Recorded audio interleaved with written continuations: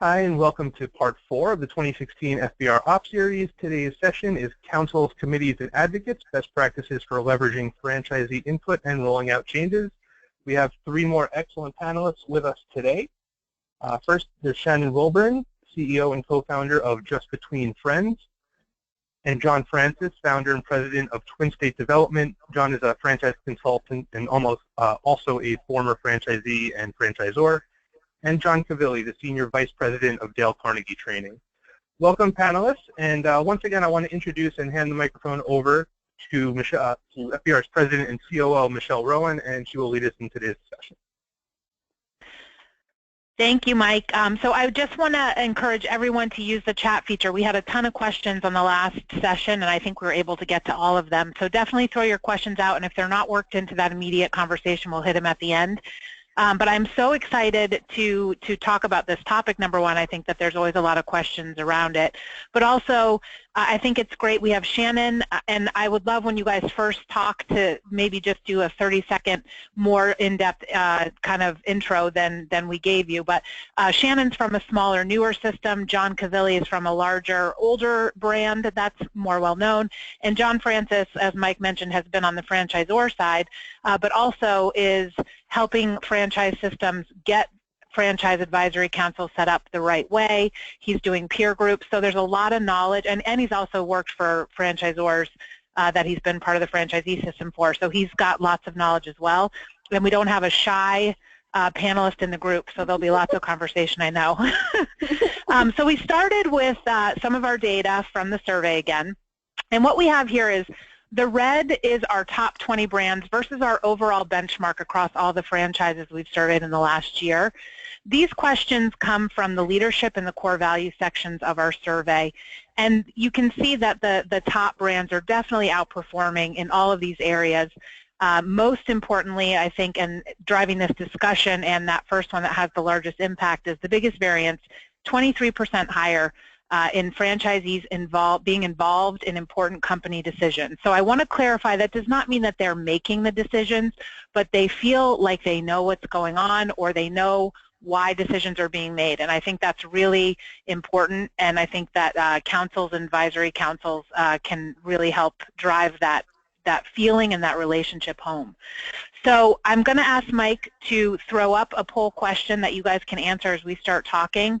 And I'm going to have him throw up actually a few questions as we're talking in this first category, which is really focused on knowing when to start a franchise advisory council. So we're going to throw up the first question on why did you start your FAC? And I'd like to start with Shannon to answer that question. You know, when and why did you start your advisory council? Right. Thank you, Michelle, and thanks for having me on. I'm excited also to hear what the other panelists think, but just to answer your earlier question give a little bit of information. So I am Shannon Wilburn, and our company is Just Between Friends. We're a twice-yearly children's and maternity consignment, event-based business. Our franchisees are basically event planners. We're based in Tulsa, Oklahoma. We have a little over 150 franchises, and we've been franchising since 2004. And so this is kind of a touchy topic, this first question, because our FAC was started because we had some franchisees that were not happy with some decisions that we had made, and they didn't feel like they were being heard. And so they went and were going to hire someone to really represent the franchisees in a legal way. And so we're like, okay, what do we do? So I actually reached out to other franchisors in the industry to find out. I had heard about FACs, but I didn't really know what they were. And I think we probably had like maybe 45 franchisees at the time. And it's funny, my executive team told me, at some point, Shannon, you will become the man. And I was like, no, I have a great relationship with my franchisees. And I think it was about the 50 mark where I became the man, so or corporate and not Shannon. And so anyway, we worked through the process with probably about 3 or 4 franchise owners that were really unhappy, and they wanted to start this, you know, this pay-to-play type thing where you have to pay a legal team and they represent you. And we started working through the process, and thankfully, I mean, I'm really thankful that they were open to the process of starting an advisory council. And, you know, I got lots of advice from other franchisors that had already been in that position. So that's kind of why we started ours, but it has, I'm telling you what, it has been just a godsend. It's been so helpful. I rely on my FAC in a major way. I think that's great, Shannon, and I think that you probably hit some feelings that that other people are having, in that, first of all, it's hard being a leader and going to that part where you do become separated from the group as a whole. And then we have the poll results up, and you can see only 3% said that they did it because an independent association was about to form. So I think that what I heard from you was 45 franchisees, and there was more of a nudge from the franchisees needing it. And so now, John Cavilli, I'd like to go to you and talk a little bit about how the FAC was formed at Dale Carnegie. Okay. Thank you, Michelle. Well, I've been with the company now for 35 years, and it's funny, I had to go back and do some research to look into this, because the FAC was actually formed before I even started and was already in place. So we've been at this for a while. But in talking to our previous CEOs and presidents, it was formed for a couple different reasons. First of which, we were reaching as we were growing, what is on the poll like a critical mass, in that the franchisees wanted an opportunity to be able to establish a forum to communicate, to discuss with us, to share information, to collaborate, but also to voice concerns operationally to us. It didn't begin, you know, with a litigious point of view to it, and we've had very little of that over the years. But they do have frustrations, and they want to be able to communicate to us some of the challenges they face operationally, day in and day out at running their businesses, and they wanted to formalize this a little more. And secondly, where we've shifted more now is to engage our network much more collaboratively on the biggest issues that will drive the network and the organization and their businesses forward. So, and I'll get into that a little bit later when we get further into the call here today. But those were the two primary drivers, really. That's great, and I like the use of collaboration being a reason to have it. So, John, Francis, I'm going to throw it to you, and you can either talk to, you know, when you've been part of a system and it's been formed, if you're a part of that, or just from your point of view, is there a certain size that a system gets to where you feel like it's important to formalize an FAC, or how can a franchisor know that it's time to start one? Sure. Well, I can answer that question, I guess. I'll give you a bit more background. You suggested. So I grew up in a franchise. I've been a franchisor, a franchisee, an area developer. I've been an owner, operator, or had equity in 6 different franchise brands over, I guess, 30 years, if you add it all up. Now I serve on boards and do some speaking and work as an advisor. So one of the things you mentioned I do is help people set up advisory councils, because I'm a big fan of the advisory council. I think any self-respecting franchisor that wants to be well respected and what I call an enlightened franchisor who does it better than the others has an advisory council and uses it well. So when do they usually start? You know, ideally, I suggest you do it before you need one. It's better if the franchisor is proactive and takes action to put in an advisory council structure. You know, I think usually around 50 units is pretty typical. I've seen them start earlier. At probably 25 or 30 units is probably early, and then I've seen them start later when they probably should have had one and they were over 100 or 200 units, and then they start. So I don't think there's any magic rule or magic number or size. I think it's when your brand is big enough and diverse enough and maybe maturing and starting to evolve as a brand and system, and you've got diversity in your franchisees in terms of big ones and little ones and new ones and old ones and, you know, people with a range of experience, and things start to get a little more complicated. So my advice generally is if you don't have one, start one. because you'll wish you had one at some point in the future, and it's better to have it before you wish you did. It's a lot like strategic planning. It's a good thing to have, hard to do sometimes, but always worth it. Yeah, I think that's great advice. And it doesn't have to be perfect when you start. You know, if you have a good FAC, they're going to work with you in establishing, you know, what it looks like, and it probably will evolve from that first group you set up. So I'm going to have Mike give us another poll question that we can all answer as we start talking about it, about how are your FAC members chosen? So just looking for an idea of, are they being elected by their peers? Are they chosen by corporate? Is it a mix? So John Covilli, I'm going to go to you and start that. No, they're chosen by the franchisees. They go through at our international convention. You know, they have a board. They have chairs. They move them up through the chairs. But as people move off the board, they nominate their own and elect their own. We don't provide any input or anything on that. And how many members do you have on your FAC? On the board itself, there's 7. You know, but within our network, and they join the association. But I think probably roughly 80% of our franchisees are, you know, members of the association. Okay. Might even be a little higher than that now. And Shannon, how about you? What is? Yeah, I'm sorry. What was that? I was going to ask him. So his is an association. Right. Okay. That's what we call it. But they have legal, you know, they have their own. I mean, they've got legal counsel.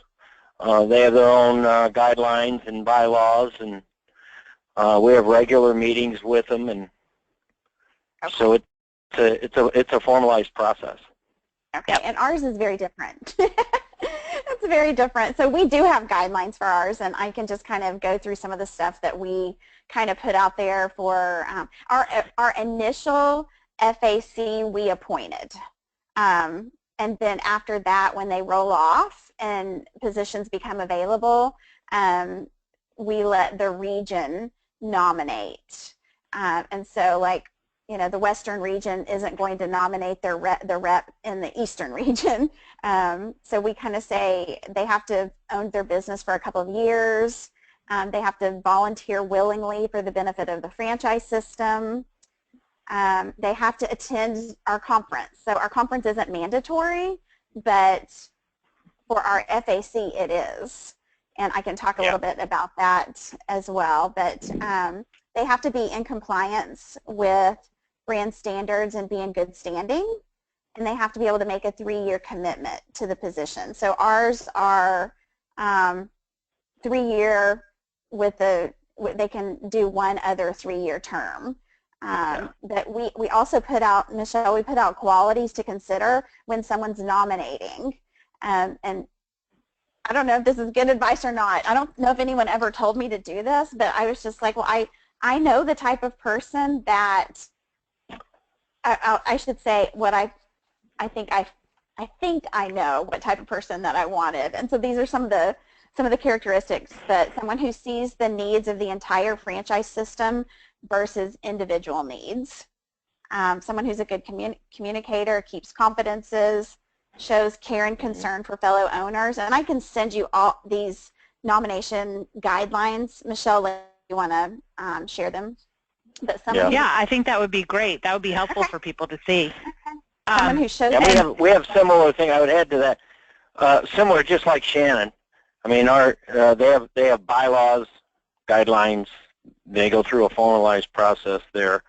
They are required to attend our international convention. The caveat, the stipulation also on their board is that they have to have global representation. So, you know, they have X number of representatives for the United States, for North America, but also for Asia Pacific, Europe and the Middle East and Africa, and then Latin America. So we have to have they have to have global representation when they interact and work with us. Shannon, when you first set up the FAC and appointed them, how many franchisees did you have? Because you had 45 franchisees, so I just want to give an idea of ratio. We had, we separated, right now we have the United States and we have one franchise in Canada. So we're international, yay. But so we're just in 5 regions right now. And so at our very first one, we had co-chairs because we had a partnership, and they were the ones that had come to us and said, we really need to do something. And so they were a partnership, so we appointed them as co-chairs. But after that, we don't have co-chairs any longer. We just have the 5 representatives and a chair, a vice chair, a secretary, and treasurer. Great. So in that poll, we saw a mix. It was a split between elected, appointed, and a mix. So that was probably it. John, Francis, before I go to you, Mike, I think you said that there were some questions you wanted to slip in right now. Yeah, there are just a couple of quick follow-up questions. One, specifically for John, that you said that it was important to have an FAC when there's a diverse system. So the question was, why does the diversity matter? And then the second question was just a general, and I'm not sure if there is a straightforward answer to this. What is the difference between a board and an association, or is it just one company to the next? Yeah, I can comment on both of those, and then I can add some color to the question at hand on, setting it up and electing and so on. So first question, I think the association that John has at Dale Carnegie sounds like, a much larger, much more structured, more formal. A franchisee association is a franchisee association. I think it's separate and distinctly different sometimes from a franchise advisory council. So to me, a franchisee association is much larger, more organized, and just a whole more complex and formal process. Especially if you got a big mature brand with international and all kinds of complexity. So I'm not surprised that happens, and that's appropriate at a system that level. Most franchisors that are domestic or small, newer or less complex can get by with an internal franchise advisory council, which is more of an advisory board. They really don't have any legal authority whatsoever. There is structure, there are guidelines, there are bylaws. I mean, you can make it as complex as you want to, but generally speaking, I suggest you start out with something simple but clear. And I know there are resources for that. There are handbooks and other things out there. So that might answer the one question. The other one, diversity. Why to have diversity is, I think, as your brand gets older and more complex, and you have more units and more locations and more owners with different range of experience, sometimes an issue or a change or a situation that happens somewhere in your brand and your network may affect other franchisees in a different way, because it's rarely that one size fits all. Universally, some things are obvious and pretty easy to identify. Other things can be really unique and specific. Although people in the brand may perceive it to be something different, really it's not the same. So having the range of owners that are new and old, big and small, big market, small market, whatever, if you have different types of units or different, some have full size or express units or whatever, you want to have a range of a cross section, I would say, because you want your advisory council to kind of represent your franchisees in an efficient and an effective way. How do you organize, whether you appoint or elect? I've seen it done usually when you're starting a advisory council, you appoint the first handful, and I say you need at least 3 and probably at most 5 people, franchisees, on that advisory council, and then you can add and modify and make changes as you go. So the last time I did this, I worked with the owner, the leader, the CEO of the brand. I said, let's pick your advisory council members. Who was your franchisee of the year of the last 5 years? Who are those people? Because generally they're high performers. They're well liked, well respected, well known. They're successful. They can afford to share what they've got, and they're motivated, to help the system grow because they've seen the growth themselves. So you might look at your internal champions, your internal leaders, and you kind of know your brand, and you know who's solid and who's willing and who's able. Not everybody belongs on an advisory council, that's for sure. It's a commitment of time and money sometimes. Usually corporate reimburses or covers the cost. You know, most advisory councils, you don't get paid for that. You're volunteering your time and your expertise, but maybe they take you out to a nice dinner, or, you know, there's some benefits, you know, but it's not a way, you know, you're not really there for the money. You're there to add value and contribute and frankly learn. There's a lot of, we can get into that later, but benefits of participating in an advisory council that are maybe not so obvious from the beginning. But usually when you start, it's appointed people, and you may have some, they may elect some other people. Usually there's a term. Let's say you put 3-year terms. So a member would serve for 3 years, and you might rotate. So some of them have a 1-year term, some have a two-year, and some get the full 3-year term. And John, can I speak to the term? This is Shannon. We started out our FAC, I believe, was maybe just 1-year term, and then we went to 2-year terms, and we weren't rotating the roll-off, and so it was just when the whole group rolled off, then you had, you know, a whole new group of FAC members, and it's just for everyone to keep in mind if you haven't started one yet. What we ran into is the same issues would continue to come up, and we would have to go over and over and over things that had already been decided and explained. And so it was helpful. You know, we are still learning for us to kind of do, you know, 2 off, you know, rolling terms. It's really worked way better. Yeah, you want to stagger the terms so you don't have complete turnover. You know, if you have 5 people and you sprinkle the term over 3 years, you know, every year you have 2 people coming or going. Mm-hmm. And, you know, those people can be voted in or whatever, or you can appoint. You know, I've seen brands where they have so many seats are appointed, so many seats are elected, and, you know, really you want to keep it simple and make it easy. And if you run out of people, well, then you have to put somebody there. So the other thing, I mean, you can get into all kinds of complexities, but other ways of evolving an advisory council when you have a specific need is to break it into committees. You know, oftentimes there's a marketing committee or a technology committee or some other kind of somebody, you know, a focus, and then there's a task force. You know, you can put those on for a particular issue. Those usually have a fuse on them. You know, you can make a 90-day task force to deal with an issue, or a 6-month task force, and, you know, they focus on a particular situation or opportunity, and then that kind of goes and away. We're going to talk about those as well, John, in a little bit.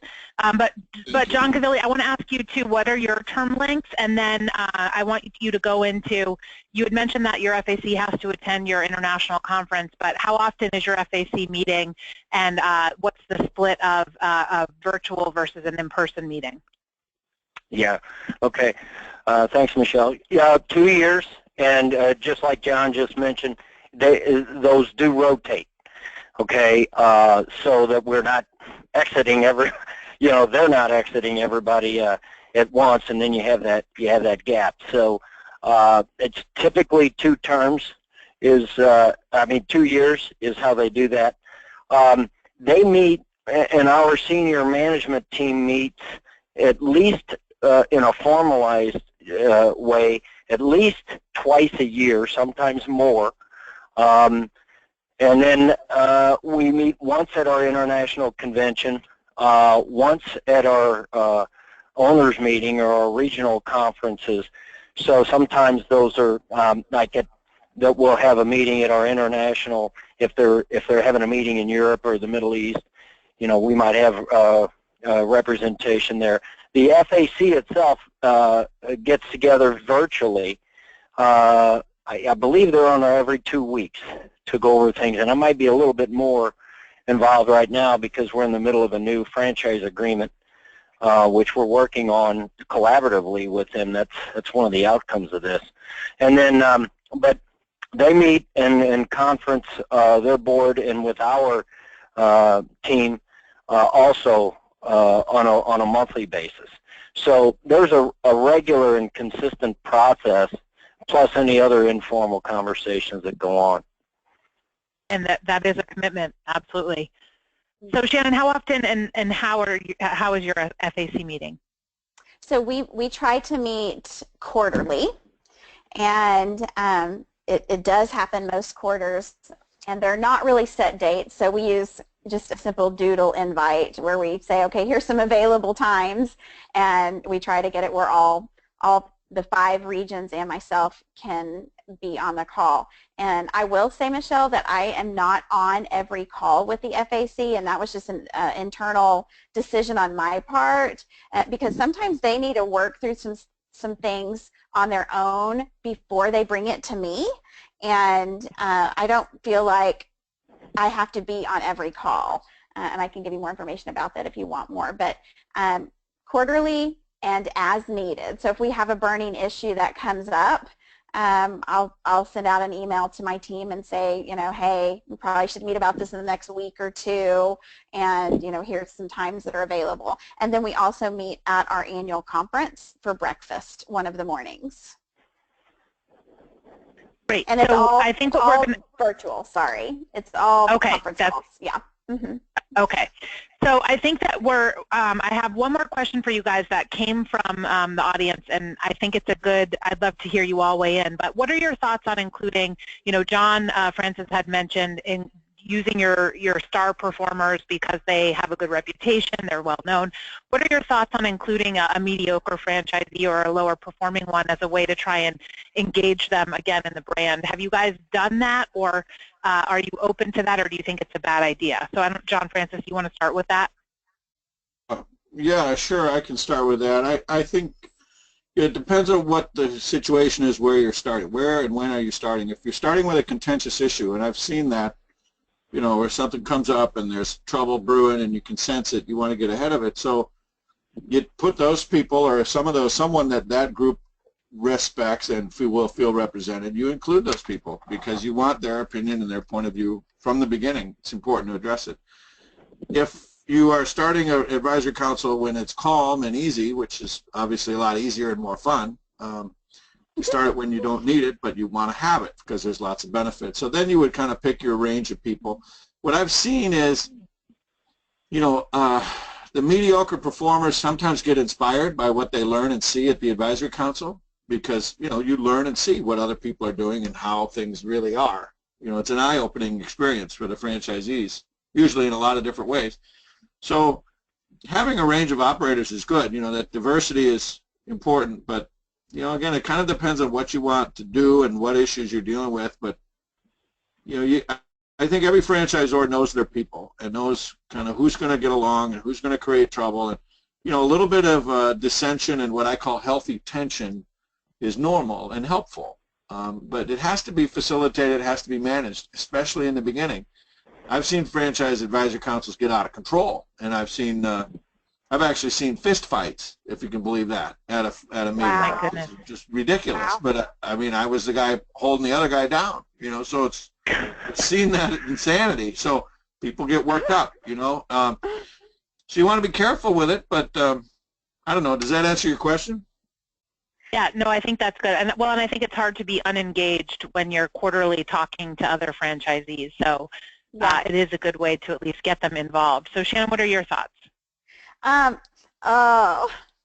probably would steer clear. I feel like, and I'm speaking for my brand only, if they're not super engaged, if they're not a successful franchise owner, if they're not just well respected by people, one of the outcomes that I love about my franchise advisory council is when a decision is made collaboratively with them, that franchisees kind of fall in line and they are like, okay, well, if this is the decision that the FAC has made and they've walked through the process of making this decision, they've listened to franchisees, and it's more likely that franchisees, there's going to be less backlash and less complaining after a decision is made if you have franchise owners on your FAC who are well respected. I'm just trying to think if we had a low performing franchise owner that was on the FAC, I'm just thinking that the respect might not be there for decisions that are made, and that's just my 2 cents. I will tell you that when we have franchise owners that maybe are low performing and they have an issue that maybe we're not understanding or whatever, we will bring them into the meeting. You know, give them a set time on the agenda to bring them into the meeting to explain what's going on. If they've not had that prior conversation with their representative, you know, maybe it's a bigger issue and their representative asks prior to the call if they can have time on the agenda. Then we have done that in the past. And on task forces and other outside the FAC, I like to have a wider range of input from negative franchise owners, positive franchise owners, low performing, middle performing, high performing. I have a lot more diversity, and maybe that's maybe I'm not doing it correctly on my FAC, but it has worked for us so far. Okay, so you're good with it on involving them in the councils and the other task force, but you think leave the FAC strong and yes. Respected franchisees. So John Covilli, how about you? As I mentioned earlier, we don't.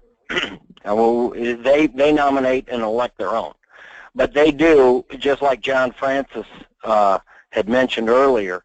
That's what they look at. They want representation and diversity across, that well represents and is reflective of the network that we have. So we may have some emerging franchisees. We may have some in smaller markets, larger metro markets. The one thing that we do insist, and actually, I mean, it's not something that's mandated from us. They're in total alignment. Is that we have international representation for all the regions in which we operate, because there are differences in the running of their businesses. So that's important to us. But you know, they select their own.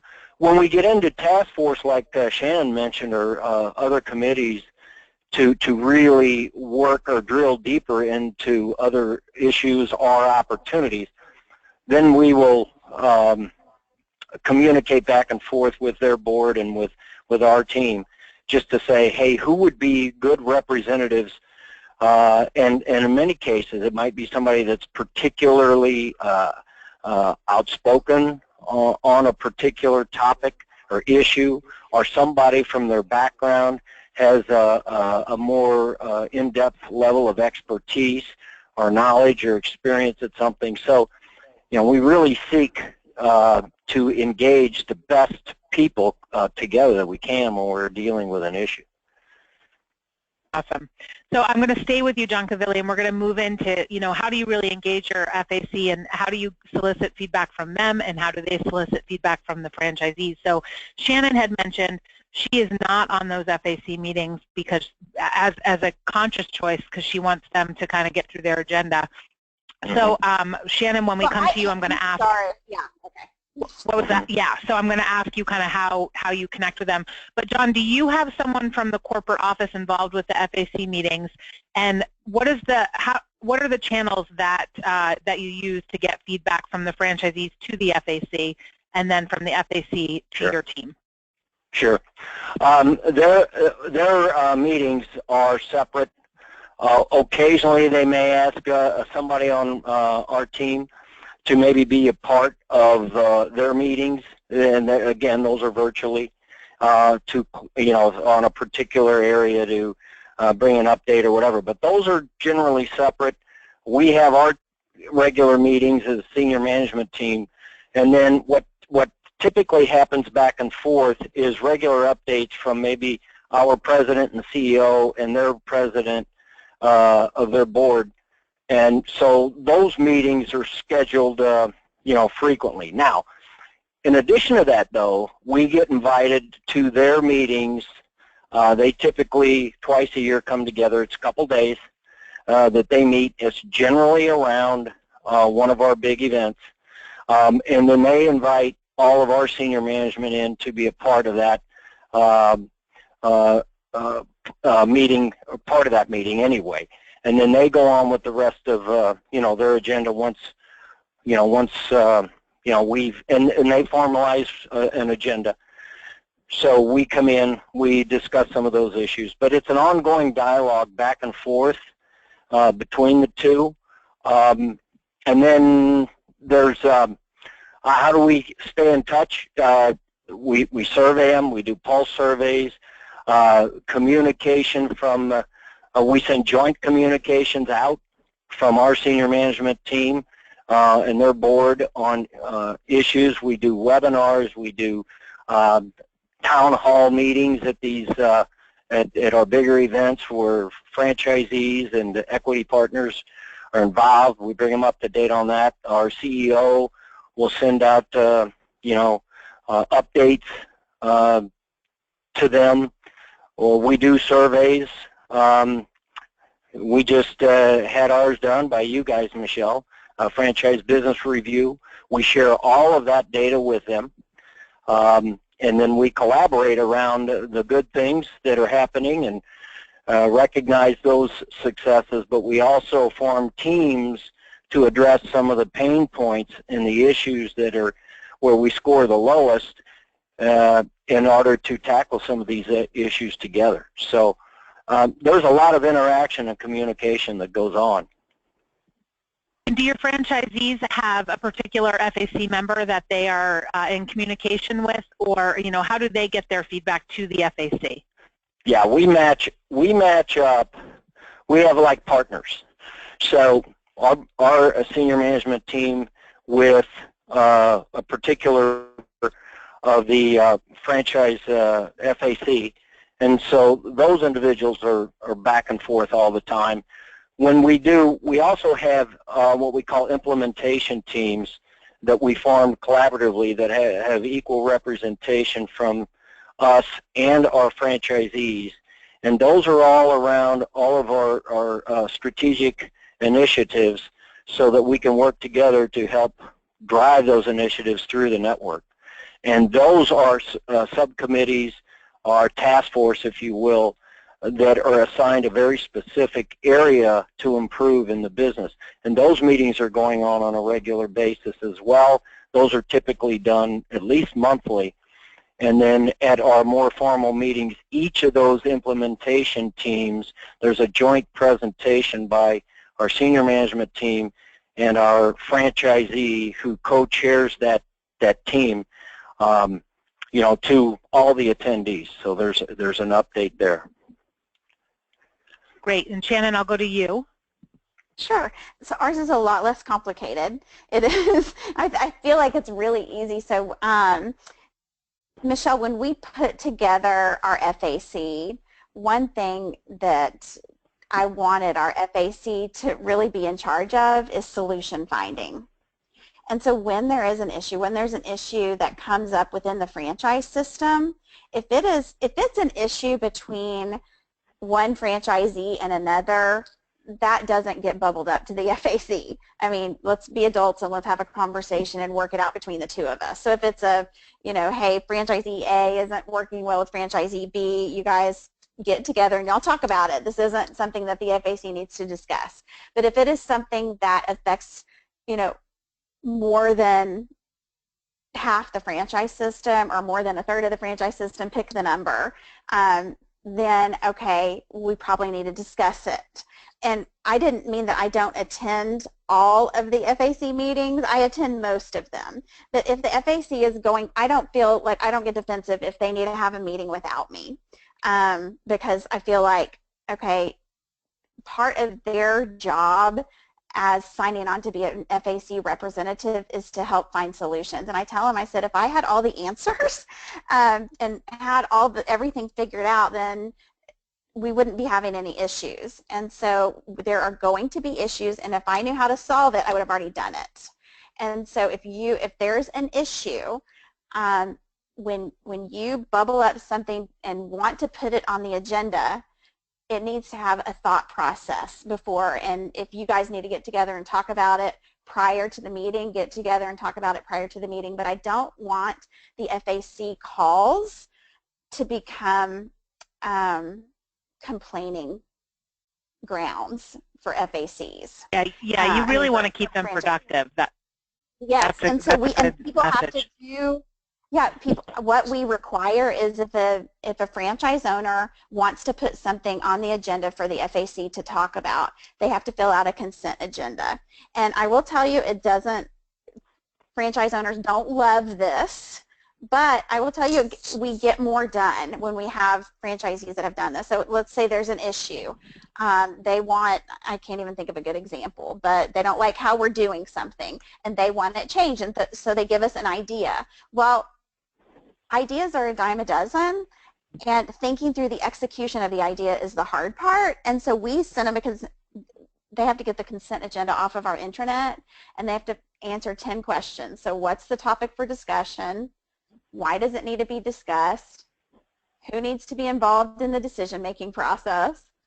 Who will be impacted by the decision?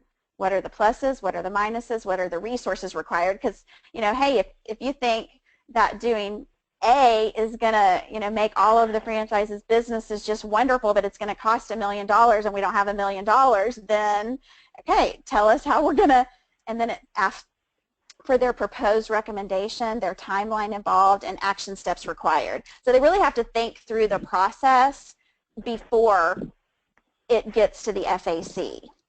Now, if the FAC brings something up that they want to talk to me about, that's when I don't really want to be on the call, because I don't want it to be a complaining forum, because then nothing productive happens at the meeting and we all leave feeling frustrated, and that's the last thing I want to do.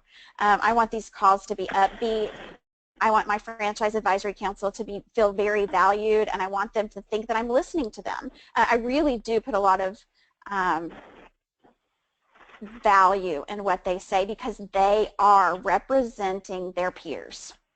And we're very collaborative. I never say I have all the answers. That's not the type of leader I am. And so I really do put a lot of value. And we have very smart franchise owners. And so I just wanted to tell you that I am on most of the meetings.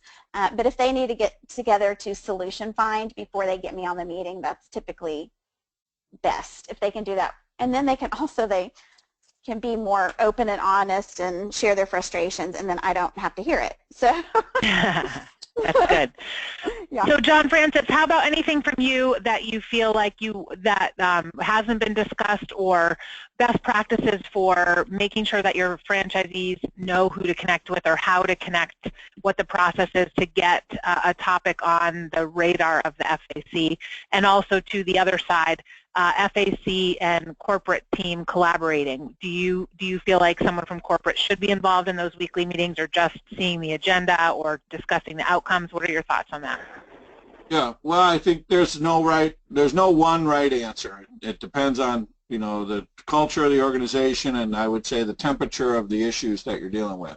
You know, if they're hot, you're going to have some different handling. If they're not hot, it might be, you know, simpler. So I guess two questions. One, you know, how to communicate internally up and down the communication channel. You want your franchisees to know the advisor council exists, to see that it functions, and to have some sense of, you know, participation, obviously. So I always suggest that there are minutes or notes, some kind of meeting, you know, here's what happened, here's the action items we took away, and here's what's expected follow-up. So there's a routine or a organized process of posting or sharing the notes from a meeting, and, you know, after the fact, at a minimum, people want to know the meeting happened and here's what happened, here's what's discussed. As far as agendas in advance, you know, it's always nice to put an agenda together, and it kind of depends on who drives it. If corporate usually starts out with this standing agenda, and there's, you know, there's examples of things you want to just have on the agenda, and then old business and new business, and, you know, tracking issues or tracking rocks or whatever you want to call it. You know, but there needs to be some kind of process to get input from the field. You know, I've seen it done in ways. One is just post it and let people comment, and if there's enough interest in a particular topic, you just put it on there. You know, it can be pretty informal, kind of common majority. Other ways I've seen it where they're, you know, regional structure, where people are, the advisor council members expected to reach out to their franchisees in their region, whether it's by email or proactive phone calls, which is really cool. But that takes a lot of time, and you know, when I've served on advisory councils as a franchisee, you know, I put it out to my region, say, hey, we got a meeting next month, here's the agenda, you know, here's what I'm going to talk about, anything from you, let me know. And you hear crickets. You know, generally speaking, you don't hear anything. Hopefully the proposed agenda is reasonable and representative of, what people are interested in having discussed. If there is a hot issue and you don't know about it, then, that's another indicator of a different kind of problem. But you want the agenda to be available and modifiable. I think the other variable is who drives it. When I was advisory council chairman in a particular brand, I asked corporate, I said, if I'm chairman this year, and it was just maybe my nature, I said, I want to set the agenda. If it's not on the agenda, I don't want to talk about it. And they said, fine, your leadership, you can do that. That's your nature, go ahead. So I set the agenda and gave it to corporate. And then I would poll the franchisees through our internal message board, and if it wasn't on the agenda, it didn't get talked about. And because, I wanted to make sure we got through the stuff that I thought was most critical, most important. A lot of times, I think Shannon alluded to it, sometimes these issues tend to cycle about every 2 or 3 years. Somebody thinks it's a new idea, but really we talked about it before. So having that history and being able to reference, well, we've talked that issue, last summer, 2 years ago summer, we go read about it. You can catch up and bring it back if it's a new twist on an old idea. But having that agenda, having the input, it's hard to get feedback unless there's a hot topic. Then you want to jump on it and address it right away, maybe not wait for a meeting. You can deal with things between meetings. But I think there needs to be some structure, some expectation, and some follow-up. It needs to be transparent. It needs to be realistic. And I generally, my nature is keep it simple. Don't complicate it if it doesn't need to be complicated. And sometimes people will overcomplicate things just to make it, somehow feel more important. But I think getting the feedback and having it go 2 ways is critical. So usually it has to be facilitated. I think it's hard to have meetings where nobody knows who's leading. So leadership has to arrive. And I want to state exactly what John is saying about having someone facilitate. That's something that we didn't really have a set, I guess we just hadn't discussed it. And I lead in every other meeting, and so it was just normal for me to lead when we were on the FAC. And then I'm like, you know what, Shannon, you are not the chair. Like, sit back and let the chair. And so I had an off meeting with my chair, and we went ahead and I just said, okay, listen, you're gonna lead this, and if you want a comment from me, or if I have a comment, I'm gonna give it, but you're in charge. And it has worked so much better because it really is, I want them discussing it. So I loved your point, John, about making sure, keeping it simple, have the things that are on the agenda is what gets talked about. I agree. Yeah, and I would say too, if you're reaching out to your franchisees and doing a formal survey or short little burst pulse surveys, check in and ask the franchisees if they feel that their FAC is representing them well, if they know what's going on at those meetings, or know how it all works, because it's just an opportunity to reiterate those expectations that John Francis mentioned, that it's important to have a clear role and responsibility of your FAC, and then just check in, and either there's a disconnect between the FAC member and what they're being requested to do, or there's a communication breakdown and the franchisees don't understand where to get that information or how to convey it. So just keeping that annual check-in of what's going on. So now let's start talking about the additional committees and task forces and all that stuff. So as we start talking, I think, Mike, we have one more poll question we can throw up about from the people on the call, what types of committees or task force do you have in your system? And then let's start talking about that. And John Cavilleri, I'm going to go back to you to start, but what kinds of committees do you guys have, and how do you use them to either test out proposed changes or to help you roll out the decision or the system-wide changes? How do you really leverage that committee to help the franchisees adapt or understand what's going on? Sure.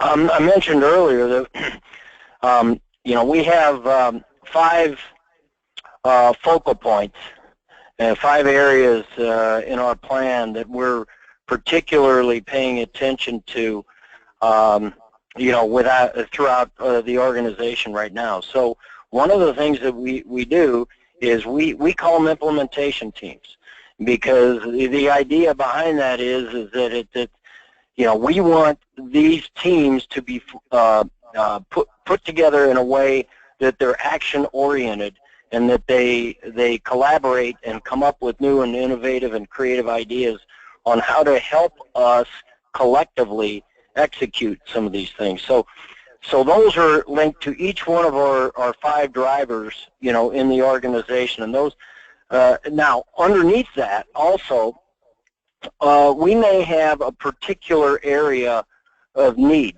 So we will form a team. So for example, right now, one of the things that we're looking to do is to revise our internal sales training for our field consultants.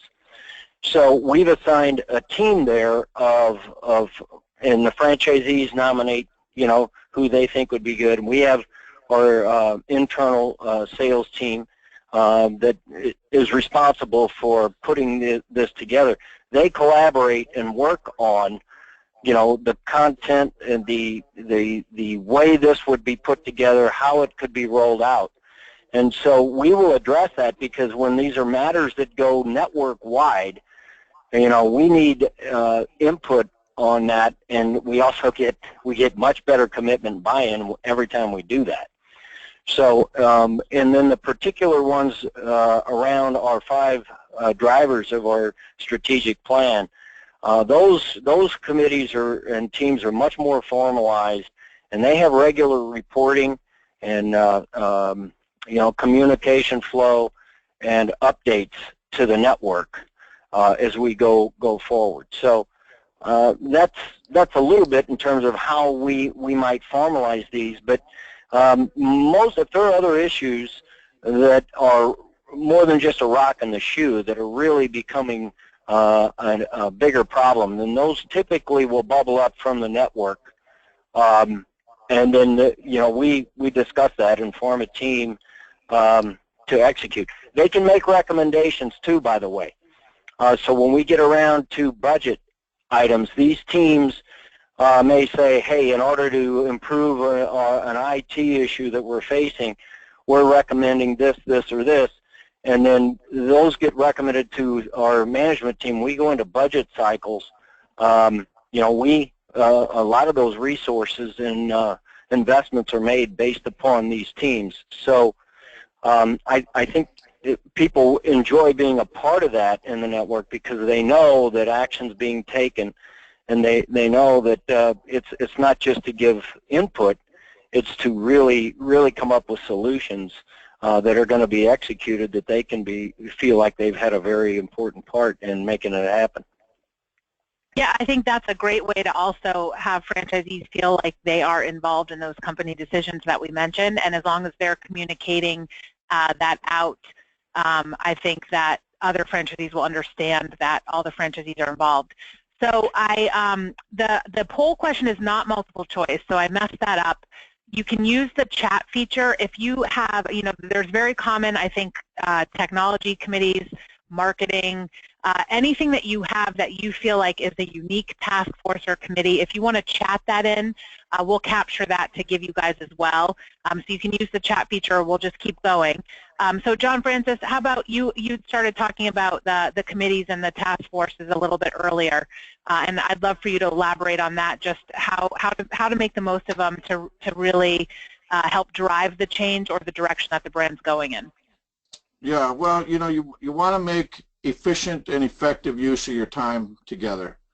There's nothing more frustrating than having the whole committee sit through some rant on some tangent that really just soaks up a lot of time and really doesn't take anywhere. So having an agenda and enforcing the agenda, I think, is helpful. But if there are parts of your business, it kind of depends on the nature of the beast and where you're at. You know, typical committees that I see organized are marketing committees, training committees, convention committees, technology committees, finance committees I'm particularly fond of, you know, where they focus on a particular area of the business or a component of the, you know, whatever it is, you know, some piece of the puzzle that needs special attention. And then the advisory board kind of manages all of that, kind of flows up to the advisory board, and then they, you know, have some input and discussion or whatever. But remember, generally speaking, advisory boards internally don't have any real authority, and sometimes they have to be reminded of that. You know, we're not taking votes. We're not approving anything. We're discussing, reviewing, offering input, strategizing, kicking it around, you know, all the different things you want to talk about. But you'd be surprised if franchisees get involved and get committed, they will do work, and they will do good work because they're motivated. They want to be part of the solution. So task forces are where I think more tangible outcomes can be kind of expected. You know, I've seen task force, like for example, one brand I worked with, they had a point of sale issue with their technology point of sale at the unit level. It was a disaster, and they knew they had trouble, and they had multiple vendors, and nobody could seem to make a decision, and it impacted everybody, and there were just a lot of different angles to it. So they created a task force, and they put, you know, a certain number of folks on it from different parts of the organization, and they sat down and through an organized kind of heavy lifting, they went through it, and they did their analysis and their testing, and they came up with a recommendation that was then presented, and everybody felt like it was a good use of time. But it was a focused, scheduled, kind of clear expectation. Someone led it, someone had to facilitate it, and there was a timeline. It just doesn't go on forever and ever. So a task force has a specific issue and usually a timeline that they're expected to achieve the results, and then that goes away. Committees are more focused on a particular aspect. They may or may not fade or come and go when they're needed. Usually they're kind of standing, but they may not have a high degree of activity, you know, going on. Like convention committee helps plan the content and the events and all the rest, and that comes and goes with the date of the conference. You know, it might be real busy the few months before, but not busy at all a few months after. So I think it's a matter of how big and how complex your brand and network are, and to what level your franchisees really want to participate, and what level and capacity corporate has to really manage all that. And I think that corporate really has to lead it and facilitate it and make things happen, because ultimately that's who's responsible for what happens and what doesn't happen. You know, franchisees are there to help and contribute, and they are very valuable, and there's a lot of other values that come out of participating as a franchisee, but corporate has to, I think, maintain control. Otherwise they generally lose their effectiveness, and people get delusional or distracted, or you know, they just lose their momentum, and the thing kind of, you know, I've seen them just disintegrate and kind of go quietly, hopefully, but you want to manage it. So I don't know if that helps, but that's what I'm thinking. Yeah. So Shannon, as we go to you, we've gotten a lot of the, I think, similar ones, marketing, technology. A couple of unique ones that came up, though, are a dispute resolution committee and a mentoring committee. So those are interesting ones I haven't seen before. So Shannon, how about you? How are you using them in your system, or are you using them in your system? Yes, we use them all the time. So I tell my franchisees we are such a small corporate staff. There's only 10 of us. And we need their help. And so we can't drive everything and do all the research and development and come up with all of the answers. And so we definitely rely on them a lot. I think probably to date our most effective committees are conference planning committee, because we use it every year. They drive the content at conference, and just an amazing group of franchise owners that changes. So the chair changes, the chair selects their conference planning committee, and it's kind of an honor to be asked to be on it, and they get part of their conference paid for because they're putting in time and effort to help make our conference the best that it could be. So that's probably our most effective. A new one that we started this year is our Corporate Social Responsibility Committee, CSR for short.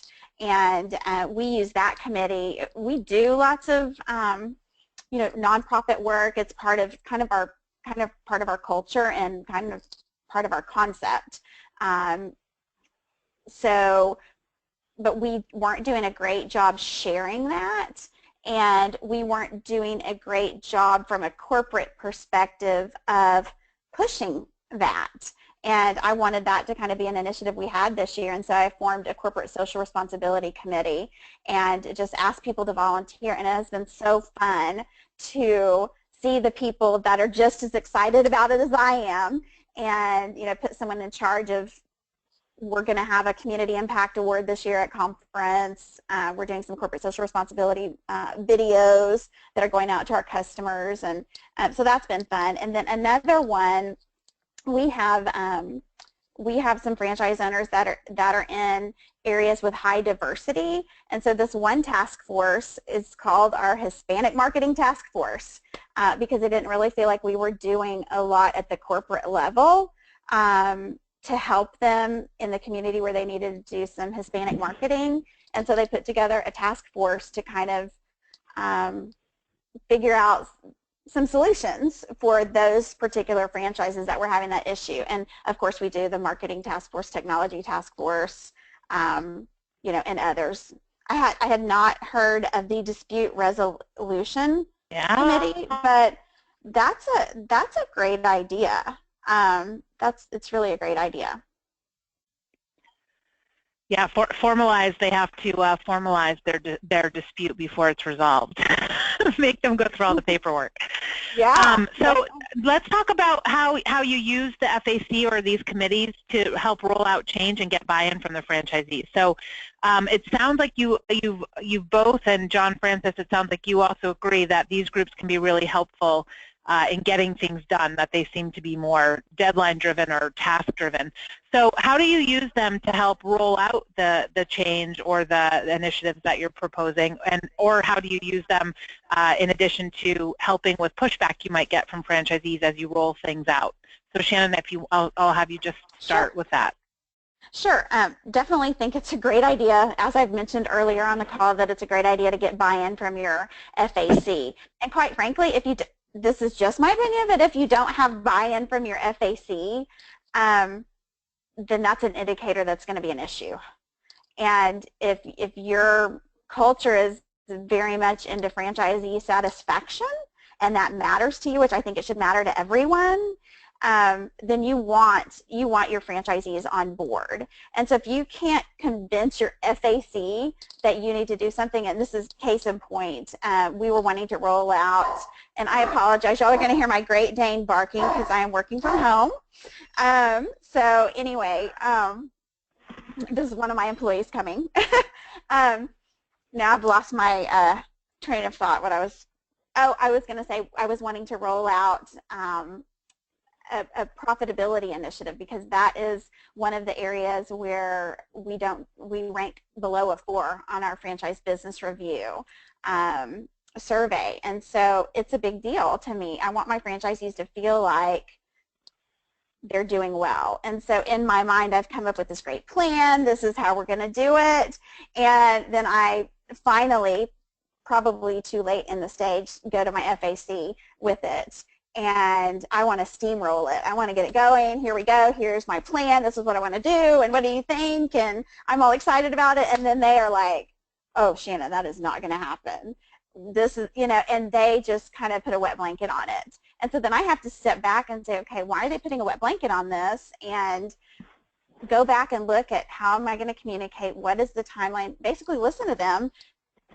I mean, I've used them in such, I value their opinions so much that even if I don't want to push back the timeline, but I'm going to, and I'm going to get their input from every stage, and so that's kind of how I do that. So. Okay, good. John Cavilleri, how about you? Well, there are several things we do in this area.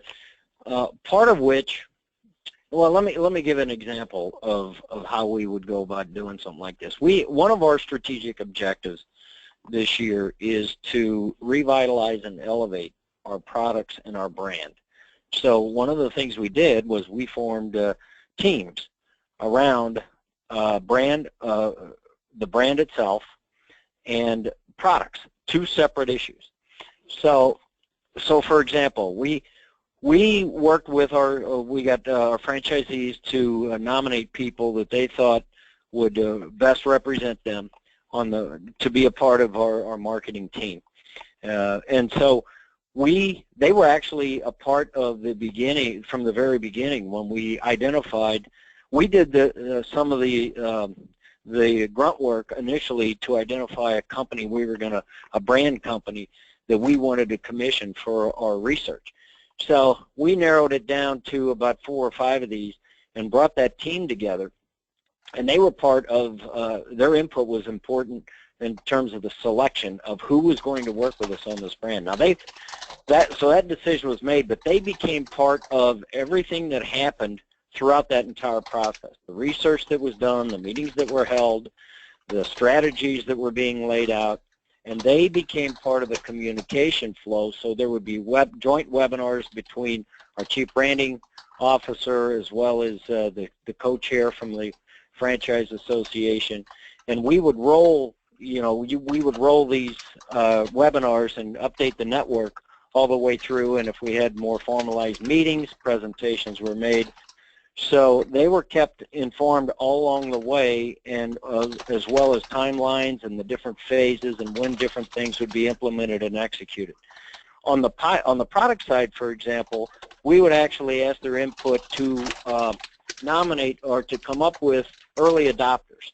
So which franchisees, once we went through the development process and we wanted to test market something, we would get several franchisees that would volunteer to test a product with focus groups, and we would help fund that. And they became part of the pioneer group, and their job was to test it, to run it, to work with us, to follow up with any research or surveys, and share the results with the network before we went to a more formalized implementation across the network. So, and again, whenever we do those, we try to get everything we can to make sure we get representation internationally, because there are different cultures and different needs. So those are some examples in terms of how we formalize a team and then try to get it and execute it through the network. It takes time. It's a lot of commitment, but we usually end up with a much better result and a much better buy-in at the end. That's what I was going to say. It's slower at the start, and then it's going to roll out faster, I think. Yeah. So, John Francis, how about you? Any other ideas on how to use the committees to either help with the pushback or get earlier acceptance from the rest of the franchisees? Yeah. Well, I mean, I think what's been shared is good and practical. I think generally speaking, what happens oftentimes is an issue or an opportunity comes up through advisory council, and through the discussion and sharing and just having the exploration of it, what is really the issue and what are the different factors of it, both the corporate office and the franchisees will gain a perspective they didn't have. Sometimes what seems like a simple problem is much more complicated than you're aware of, and sometimes what seems complicated really isn't so complicated. It doesn't have to be.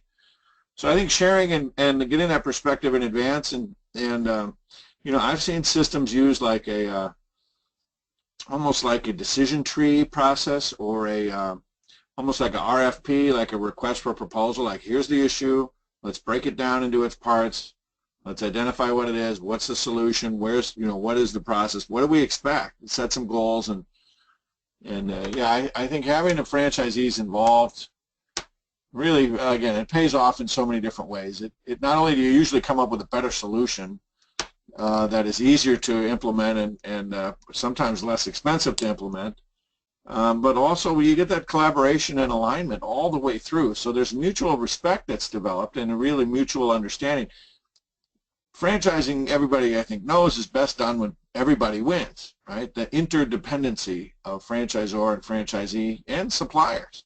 That you want them all to feel good about the outcome. Nobody has to take away from someone else to be successful. If you really keep focusing on that win-win-win strategy, through that effort, find a better solution. So I don't know. I can't say enough. There's a lot of different ways and kind of variations on the theme, but generally speaking, you put it out in front, you keep it out in front and talk about it transparently and honestly, and then come up with a plan and document the plan. Hopefully you can execute the plan.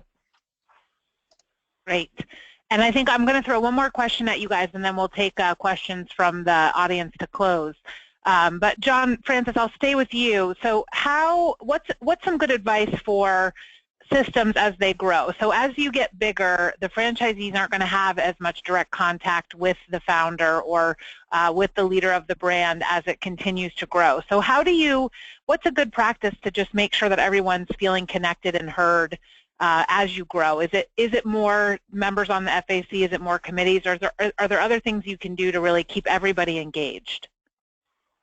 Well, that's a real good question. I think it comes down to leadership and, what's the personality of the leader, or, if it's the CEO or the founder, or, it depends on, again, how big and complex the brand is.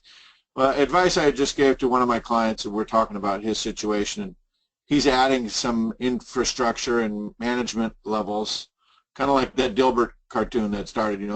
He wants to get away from the day-to-day. He knows he's valuable in that visionary role, but he's trying to get away from the tactical role. So he's adding people and structure and accountability and all the fun stuff that makes an organization really grow. And I said to him, you have to show up at these meetings and you have to show up at these conferences from time to time. You don't have to sit there for the whole thing because they're going to get deep in the weeds on particular issues. You can let your management team handle the details, but you as leader, you need to show up and remind everybody why this is important and why this is part of the brand, and why, the why, the reason why we're dealing with whatever it is we're dealing with, and make sure that creates alignment and consistency of, your big picture vision. And then once people understand that and believe that and have a chance to really engage at that high level, then you can kind of let your management team take over and get through the heavy lifting and the details of the tactical, here's what we're doing, and, nuts and bolts, I say, put it together. But the leader has to be visible and set that course from the beginning, and then you can't ever really disappear. If you go away, well, things are going to change. So I don't know if that helps, but I think the advisory council allows that to happen. Certainly convention allows that to happen, and then having a well thought out communication strategy with different levels of newsletters and bulletins and all the rest.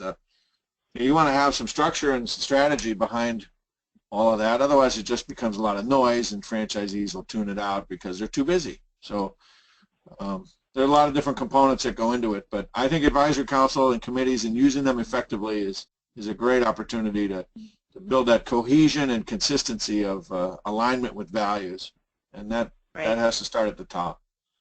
Yeah, and Shannon, you said you're already, with a staff of only 10, which I'm amazed that you support all those franchisees. Kudos to you. So you're really using the FAC as help to do that. But what are you thinking? How are you planning to kind of keep everyone happy as you grow? Well, one of the things that we do, and John Covilli mentioned it earlier, is we do surveys. And obviously, we use the Franchise Business Review survey. I'm one of your biggest proponents. We did your survey initially just to see if we were doing well and were ranking. We didn't have the money, or we didn't think we had the money to pay for it. But Melanie Bergeron sat me down and she said, Shannon, if you're not getting the results, it's a waste, because you need the results. You need to be able to see what your franchisees are saying. You need to put tactics and strategies around what your franchisees think, and it was the best advice. I mean, she just gives great advice, and I'm so thankful for that survey, because we really do drive a lot of strategy from what comes out of that survey. But that's once a year, and then we also have we do quarterly surveys. So our franchisees don't like to get surveyed every week, and so we try to do them quarterly. Occasionally we have to throw another one in there if we need to make a quick decision on something, but we really do reach out to them, and it really helps, because if we're asking the questions before we make a decision, and we're asking some hard questions, we're getting input from franchise owners, and we really put a lot of thought and effort into our surveys, they feel heard. And so that's one thing. And because we do have such a limited budget, everything that the franchisees want, we cannot give them. We just simply don't have the funding to do it. And that caused us a lot of issues early on, because I was just listening to the loud franchise owners and not necessarily the silent, what I didn't know to be the silent majority. And I was just listening to those that were very vocal. And so we started doing part of our technology budget, part of our marketing budget, etc., is a voted thing. And so they get to submit things that they want us to spend our money on, and we keep that throughout the year, and then we put it out to vote. So they know how much things are going to cost, and so it's a majority vote. And so they feel very heard and valued there, and it cuts way down on complaining about where certain line items are spent. So those are kind of some of the things that we're doing where we continue to listen to them. But I'd love to hear I think you made a great point of not always listening to the loudest, but making sure that you're addressing the most common feelings or perceptions. Yeah. And again, it's not always that you need to change or implement or spend the money, but it's getting what their expectation is and helping them reset that expectation so they're not living in disappointment or waiting for something that's not going to come. Right, exactly. Yeah, and so John Covilli, I'm going to leave it with you to just let us know kind of how you guys are evolving. I know that you have a new leader in place, but you have quite a task. You are so international. So how do you use these groups, or how are you evolving your system to grow to make sure that everyone's, or the majority of franchisees have input or are being heard? Well, we do, you know, on our advisory council. I mean, we have presentation there from each of the regions, but they go back and they you know, they survey or they organize conference calls or, you know, virtual meetings, whatever you want to call it, and any use of technology they can to get their franchisees together in a given region to say, okay, here's an update on where we are on these things. Here's an update on the committees. What else do we need? What's missing? You know, what's working? What's not working? What's missing? And they come back and report back to us on those things. And it's important, particularly for us on an international level, for what the kind of work we do, because part of what we have, and it's important that we have to keep in mind that if, you know, we're based in the, you know, headquartered in New York. So when we create something new or different, particularly on a product or even on a workshop or something along those lines, we got to be thinking about how that translates, you know. And so we've got a timeline that all the way out, because we're global. So how is that, you know, how much time do we need to translate all of the materials and make sure that the translation is done right, that it works within that culture. So the use of our franchise network in that regard is extremely important to us, because it extends our knowledge and our understanding as a franchisor far beyond what we could ever do with the resources that we have. I don't know how we could execute some of our strategies without their involvement and their regular and consistent feedback. So, you know, we do surveys as well, but we do a lot, you know, we do informal conversations around issues or topics, or, you know, we'll periodically call franchisees, or we might say, hey, you know, team, we need more input on this item or that product or this issue.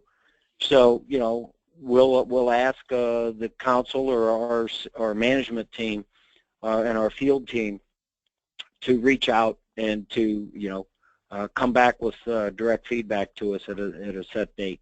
So, you know, some of it's structured, but some of it is also quite informal, really. Great. Well, I want to thank you guys all for lots of nuggets that you gave us today, and I'm going to turn it over to Mike. I see that we have a few questions.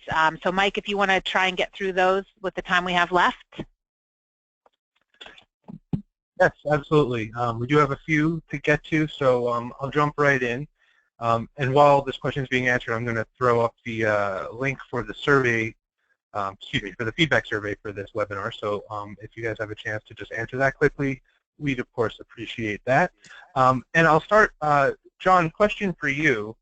Do you know of any good ways to recognize FAC members or just general franchisees who give a lot of their time to help the system grow? You know, is there a good way to reward them or just give them recognition through the system? Are you asking me, John Francis? I'll answer Yes. it. I guess the way I would do it is, usually an advisory council has some visibility at your national conference. We would generally, I suggest you get them on stage and have them, get a round of applause, recognize them with plaques for years of service when they're coming and going. I've seen people, you kind of wine them and dine them. It's like, that's your reward, is you take them out to some fabulous restaurant where they might not otherwise get to go, kind of a little exclusive, fringe benefit, if you will. I've gotten plaques and awards and things like that, some hardware, I call it, when usually when your service is up and you're dropping off this year and your term is expired or whatever. But I think you want to recognize the advisory council members, because it is a fair amount of time, and certainly if you're traveling and you're on the phone and you're away from home, away from your business, and trying to keep the perspective of the whole system, not just your own little universe, there is some effort and time certainly involved. So I think it's important to recognize them. I don't think you can really overdo it either. Great, yeah, that's good advice. Shannon, I have a couple questions just for you. One is just simply what you had mentioned that you have 10 staff, and the person was wondering how many franchisees you have that those 10 staff would be dealing with. And second, somebody asked if you could repeat the 10 questions you listed earlier for putting an item on your meeting agenda. Sure.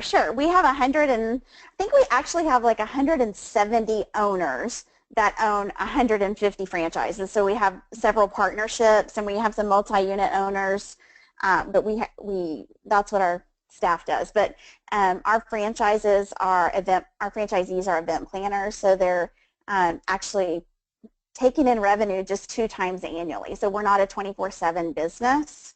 And that's why I keep mentioning our revenue is smaller, because our franchisees are just really doing business 2 times per year, although they should be working every day. So I hope that answers that question. But feel free to reach out to me if I didn't answer that the way you needed that to be answered. If you want more detail, just email me. The other question was about the consent agenda questions, and I can send those to Michelle when we're done, but I can read through them again.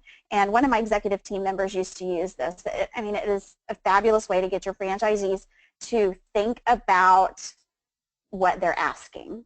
Again, ideas are a dime a dozen, and I don't want someone to just throw up their idea at me and then they go on their merry way and think I'm going to take care of it. And so this is a great way to get them involved, and where they have to do the heavy lifting before it comes before the FAC or becomes before corporate. And the first one is, what is the topic for discussion? The second is why it needs to be discussed. The third is who needs to be involved in the decision making. Number 4, who will be impacted by the decision. Number 5, the pluses. Number 6, the minuses. So basically pros and cons. Number 7, the resources required. So you're going to have to hire someone. How much funding is this going to take? How much time?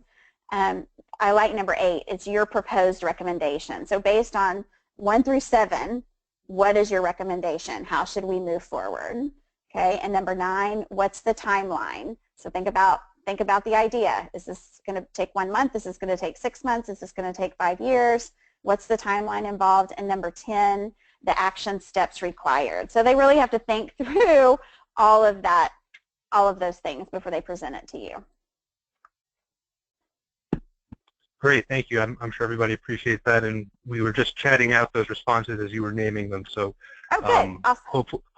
hopefully everybody, I was typing fast enough and everybody is able to jot them down. So thanks again. Sure.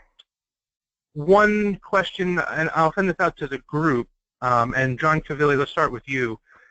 Do you think that it is always a best practice or a best decision to use a committee or your FAC when there is a decision to be made, or are there specific times where it would be better to just reach out to a couple of franchisees that you trust or that have, are a certain level of performance or something like that. So do you think that there are good opportunities for doing that? Oh, yeah. The answer to that is yes. I mean, if you had to go through a committee on every little thing, I mean, I think you'd go crazy. And, I don't know how you'd get enough things done. So, yeah, we do that. I mean, we may reach out to, and generally what we'll do is we may reach out to our franchisees. We'll pull the data and say, which franchisees have had the most experience in this given area, who do the most business in this particular sector, or whatever it is. And then we may just pick up the phone and call them and just say, hey, we're thinking this, or here's a problem, or here's an issue. What are your thoughts on this? Because they're often the thought leaders and the drivers in that given area anyway. So we do that frequently, sure. Great. And John Francis, would you generally agree with that sometimes it's better just to go and ask a couple of specific franchisees? Yeah, most definitely. You want to be efficient and effective. And I think just, again, it depends on the culture of the organization and sometimes the attitude of the franchisee. You got to use your judgment and discretion, and but always making it personal makes it real. So people want to help when they're invited to. Usually, rarely do I see people, reject that approach. So I think that's a good idea. Thanks, John. And Shannon, do you generally agree as well? I have to be honest, I was distracted and did not even hear the question when John started, so I have no idea what you're talking about. No worries. We were just asking if you agree that there are certain times when it's just more prudent and more efficient to ask a couple of select franchisees to help make a decision rather than push it out to a group or a committee. Oh yeah, I mean we do that all the time, and I do I will do phone calls with franchisees to get their opinion. I'll run it by a handful of franchisees and kind of get an overall feeling. And if you get the same response from 5 or 6 people and they're very excited about it, then you kind of have an idea that everyone's on the same page. But I really am. We put stuff out for comment all the time, and I mentioned that we do the surveys, and I like to have people's opinion, probably too much. I like to have people's opinion. So, and thank you for repeating the question. Of course, no worries. And we're actually going to wrap it up right there. We're right at 3:30. So I just want to say thanks again, Shannon, John, and John. This was a great conversation. Thank you for your time, and thanks to our audience again for joining us today. Thank you for having us. Yeah, thank you very much. Enjoyed it. Yeah, glad to help, and look forward to any follow-up afterwards. Perfect. Thank you all, and we'll see the rest of you on Tuesday for part 5 and the final session of the series. Thanks a lot.